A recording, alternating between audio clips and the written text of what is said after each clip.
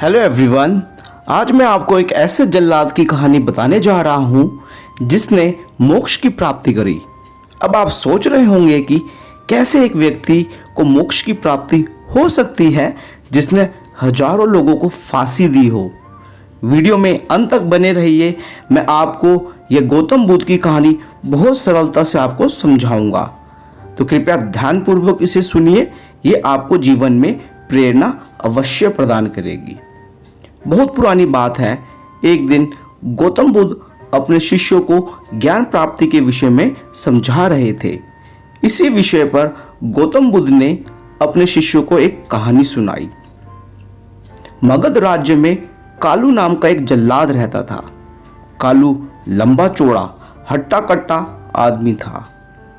उसका काम था लोगों को फांसी देना। जब वह 60 वर्ष का हो गया और सेवानिवृत्त हो गया, वह अपना समय घर पर ही व्यतीत करता था। अब उसके पास कोई कार्य नहीं था। वो खाली समय में अपने जीवन की घटनाओं को याद करता और पछतावा करता। उसने जिन जिन लोगों को फांसी दी उनको याद करके वह बहुत दुखी होता। और हो भी क्यों ना, अगर किसी व्यक्ति को लगे कि जीवन भर उसने लोगों की हत्या करी है और अब उसका भी अंतिम समय निकट है, तो उसे अपनी गलतियों के विषय में पछतावा अवश्य ही होगा। कालू की मान लो अब यह दिनचर्या बन गई थी कि वो अपने भूतकाल के विषय में सोचे और परेशान रहे। इस कहानी को आप ध्यानपूर्वक सुनना, आपको जीवन जीने की अनमोल शिक्षा प्राप्त होगी। ऐसा कालू के जीवन में बहुत समय तक चलता रहा। अचानक एक दिन कालू के जीवन में कुछ ऐसा हुआ कि उसका जीवन ही बदल गया।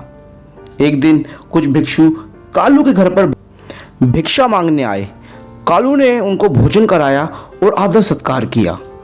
एक भिक्षु कालू से बोला, मान्यवर, आप कुछ परेशान दिख रहे हैं, ऐसी क्या बात है? कालू ने बताया कि वो जल्लाद का कार्य करा करता था।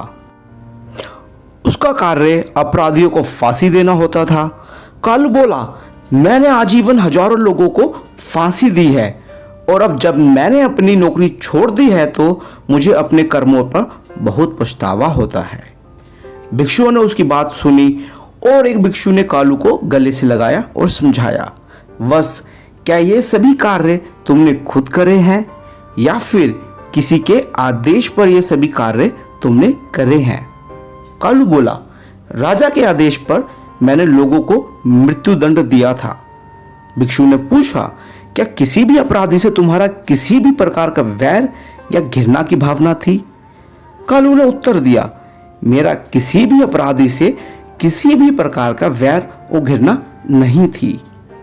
अब भिक्षु ने कालू को कहा, तुमने यह सभी कार्य राजा के आदेश पर करे। तुमने तो सिर्फ राजा के आदेश का पालन करा।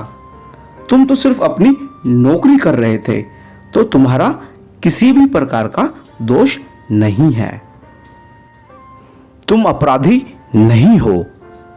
फिर भिक्षुओं ने कालू को धम्म की शिक्षा दी और चले गए। भिक्षुओं की बात सुनने के बाद कालू का मन शांत हो गया। जिस मानसिक तनाव व आत्मग्लानि से वह पीड़ित था, अब वह एकाएक समाप्त हो गई। कालू का मन पूर्ण रूप से शांत हो गया। अगले ही दिन कालू की अचानक मृत्यु हो जाती है। उसके उपरांत उसे मोक्ष की प्राप्ति होती है। जब गौतम बुद्ध ने यह कहानी समाप्त करी तो उनके शिष्यों के मन में एक प्रश्न उठता है। गौतम बुद्ध के शिष्य उनसे पूछते हैं कि जिस आदमी ने जीवन भर अनेक लोगों की हत्या करी, उसे मोक्ष की प्राप्ति कैसे हो सकती है? गौतम बुद्ध मुस्कुराए।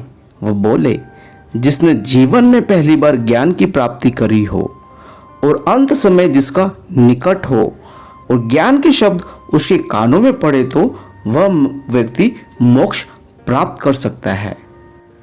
महात्मा बुद्ध अपने शिष्यों को समझाते हैं कि लाखों शब्दों का उपदेश व्यर्थ है जब तक व्यक्ति का मन शांत ना हो।